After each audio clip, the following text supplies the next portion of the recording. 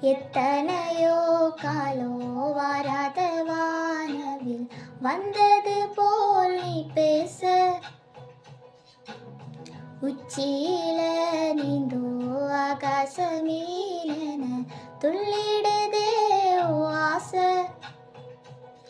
மழையடிக்கோ உன் சிரிப்பில் செடி முளைக்கோ நான் பூவாக,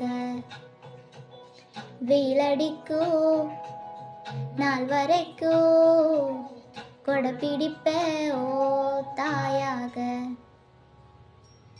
நீ நீ சொல்லும் கதை நான் கேட்கும் வர நாமாவோ மாய பறவைகளே.